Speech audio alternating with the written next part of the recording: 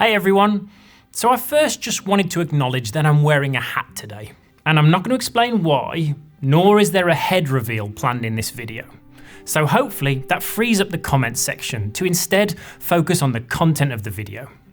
Speaking of which, we'll talk about the final update of Season 17, our incoming spatial audio enhancements, and an update on game health and where we're going to be focusing our efforts next.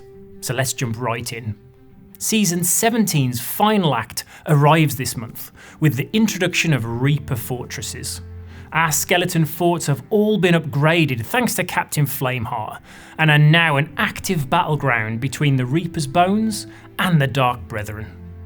We've taken on board your feedback from previous acts and made sure that the rewards on offer from these new fortresses are not only worth your crew's efforts, but also something that's irresistible to contest when you see them pop on the horizon. The lessons we've taken here is that while we've previously focused on ensuring that these new additions to the sandbox fit within the existing economy and are comparable to the earn rates of other events, we shouldn't miss opportunities to spotlight these new additions with heightened rewards to incentivize their play at their launch. So, for the Reaper fortresses, while the vaults will always offer a wealth of treasure, during Act 3 they'll not only be the home to the Chest of Fortune, but they will have a chance to become boosted with a mega stash and contain an immense amount of treasure. There'll be high tier rewards for all of the trading companies in the stash, along with 3 Chests of Fortune and even a Chest of Legends.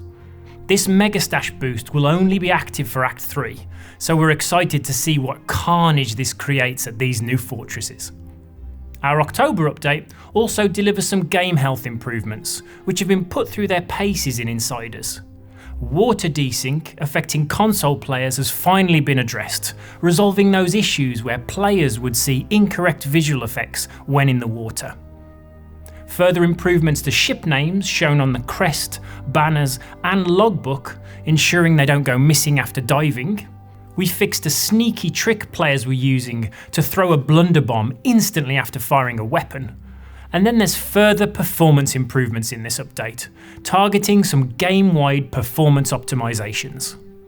Also a reminder that our second chance policy will be rolling out alongside this update, with some players being offered a second chance to return to Sea of Thieves. There'll be an article going live alongside our October update with more information, so keep an eye out on our channels.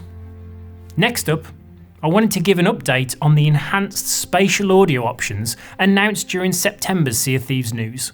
This feature provides a more immersive spatial audio experience for headphone users across both console and PC, and one that our team truly feels enhances the incredible audio experience already within Sea of Thieves. Our journey into Insiders, however, hasn't been great. There was critical audio issues in the experience, and players couldn't easily access the free universal profile to trial the experience for themselves, and the feedback in Insiders echoed that. This feature will therefore no longer be releasing in October's update, and we're going to take that time to make 2 key improvements. The first is to clearly address the audio experience. We'll be working with Embody to ensure this is optimised and sounding great before we return to testing. And then we're also going to revise the UI flow to ensure players have access to that free universal profile without having to share any personal information. Players can then choose when to trial the personalised experience on their own terms. We still stand behind the enhanced audio experience that we know this system can provide, but we've got some work to do here to prove that to you. So give us a little time and we'll get this back into testing when it's sounding incredible. Moving on to game health, we know how disruptive the impact of cheating is on your experience, and the team are continuing to work behind the scenes to combat cheat development across a number of fronts. While we generally keep our cards close to our chest in this space to hide our efforts to cheat developers, I know that often ends up feeling very one-sided, with footage of cheating surfacing without a direct response from us. With that in mind, I just wanted to share a quick update on some of our recent actions here. In the last few updates, the team has detected and enforced on cheats surrounding the bucket that were allowing players to bail water onto other ships at a distance. The team took down an on-demand server crash with a behind-the-scenes hotfix within 24 hours of its surfacing. A recently surfaced teleport technique using the ship's bed has been detected, banning players who attempt it. And our latest update addresses various rapid-fire techniques, preventing players from firing weapons at crazy speeds. While these actions are all examples of us working reactively to address issues that surface in the live environment, we have further work going on behind the scenes to secure up our systems, to improve our security across the board. Although, as expected, I'm not going to share any further details on those initiatives right now. On the bug fixing side, the team have found the main cause of the delayed loading times when returning from the Ferry of the Damned. While the return from the ferry is somewhat defined by the speed of your hardware, this should address those scenarios where you become stuck and can frustratingly hear the sounds of your ship creaking. This should also reduce the frequency of seeing those green skeletons instead of pirates for extended periods after loading in. Improvements to address this will be heading to Insiders this week, so jump in and help us nail this one.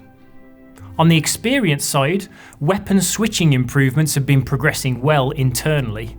We've got snappier weapon switching, and with all the guards removed, the experience is already feeling so much smoother.